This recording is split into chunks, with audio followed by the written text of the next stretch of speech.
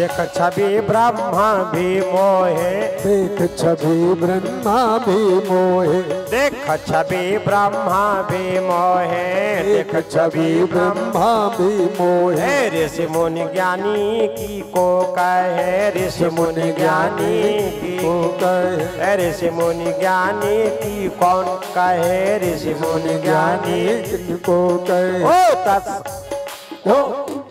ओ तो सकल जगत में छा गया, वृंदावन की गलियों में। वो तो सकल जगत में छा गया, वृंदावन की गलियों में। वो तो सकल जगत को छा गया, वृंदावन की गलियों में। वो तो सकल जगत में छा गया, वृंदावन की गलियों में।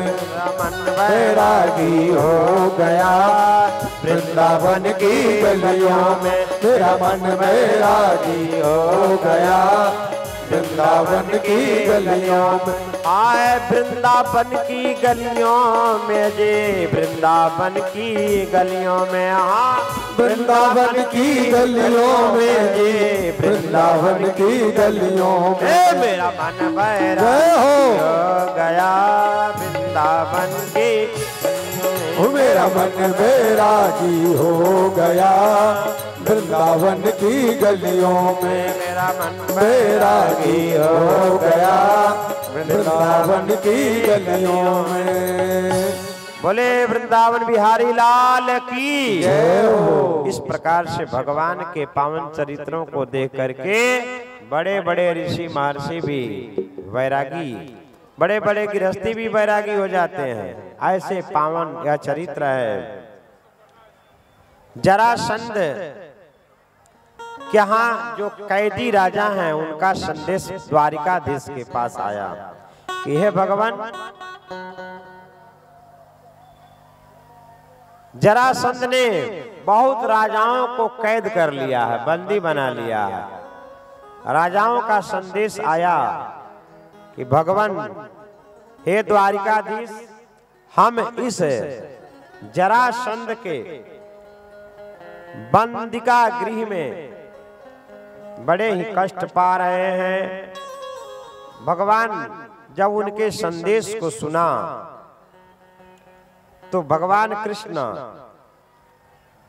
पहले इंद्रप्रस्थ गए, उसके बाद जरासंध की नगरी में भगवान का प्रवेश होता है। भगवान ने राजसू यज्ञ का आयोजन पांडवों का जो हो रहा उसमें सम्मिलित होकर उनको निर्देशित किया। और राजसू यज्ञ के लिए भगवान ने कहा कि सभी राजाओं को जीतना जरूरी है। जरासंध बड़ा बलवान है, अभी जीता नहीं गया है, इसलिए राजसू यज्ञ के बहाने जरासंध के पास में भगवान गए और जरासंध का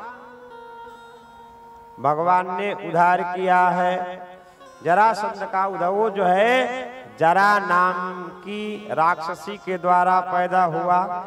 भीमसेन से 28 दिन युद्ध चला महाराज, क्योंकि जरासंध का एक गुण था। बोले कृष्णचंद्र भगवान की जय हो। देखिए, किसी किसी राजा का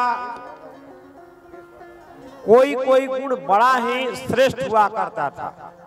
जरासंध का एक गुण था कि उसके दरवाजे पर प्रातः काल कोई भी ब्राह्मण उपस्थित हो और जो वस्तु मांग दे उसका दान वो करता था। एक गुण था उसके अंदर।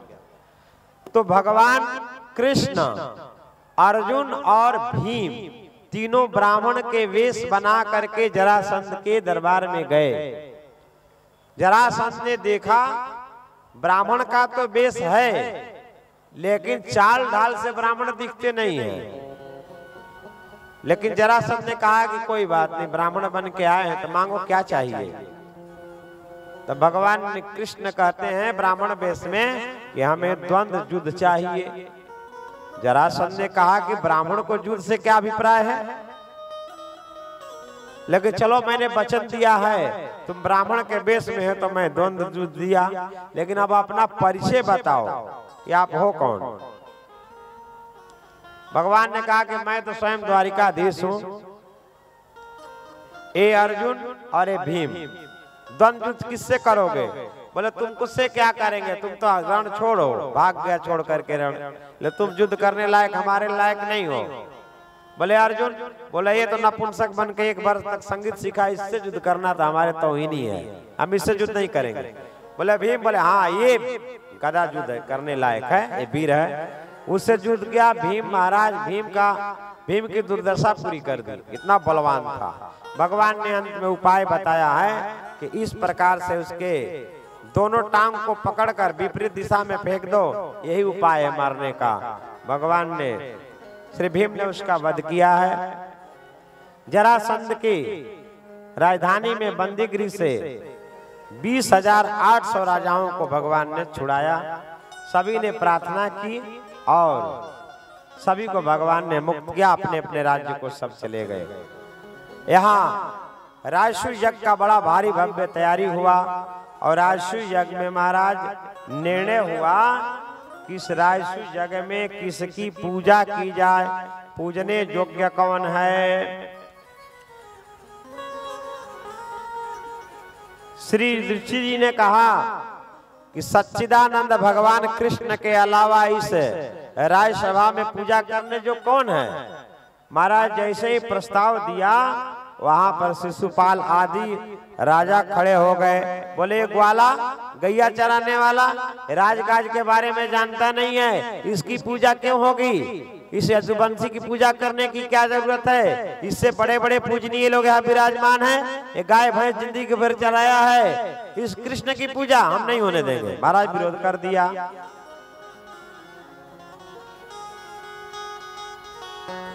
अर्हति ही अच्युतः श्रेष्ठ्यम भगवान सात्वतां पतिः एष वै देवता सर्वा देवकाल धनादयः देवकाल धनादयः।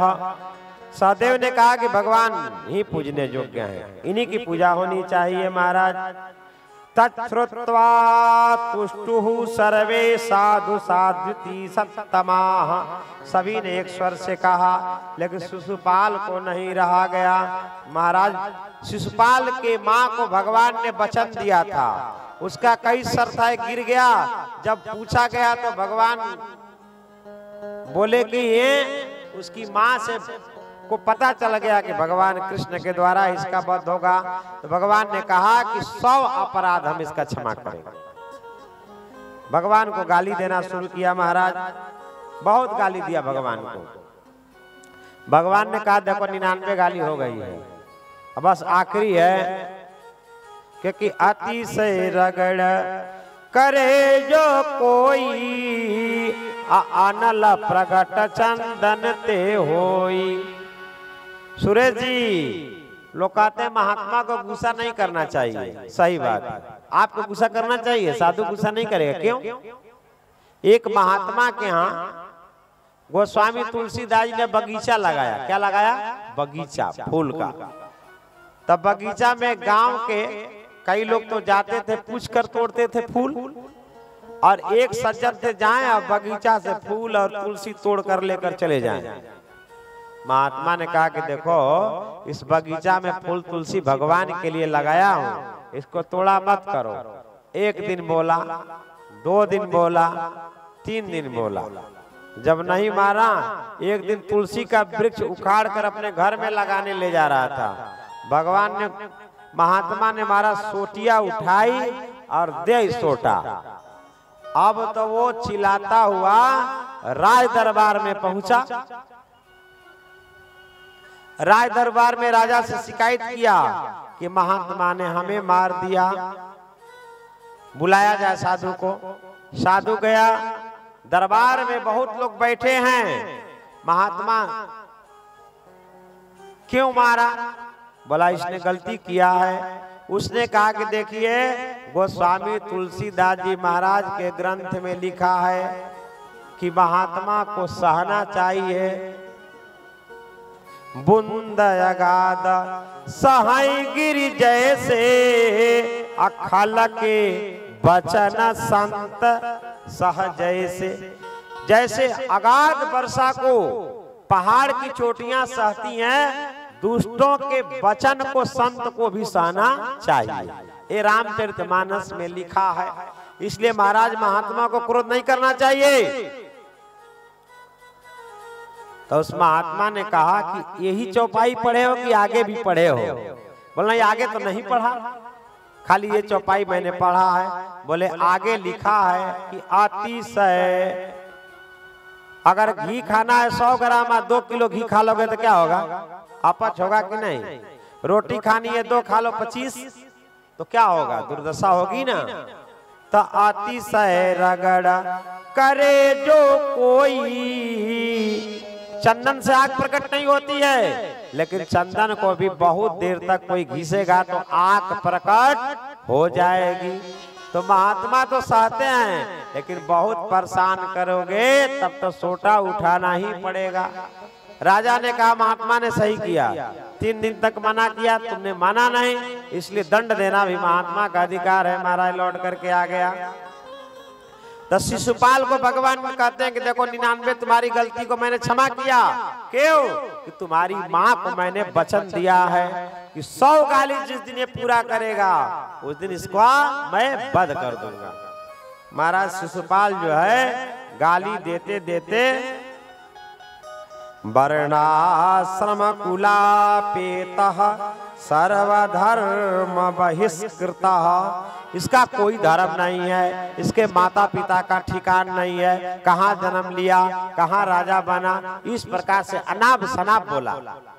अंत में भगवान ने चक्र सुदर्शन को आदेश दिया और जैसे 100वां गाली दिया, चक्र सुदर्शन से भगवान ने शिशुपाल का वध कर दिया। राजसु यज्ञ की पूर्ति, राजसु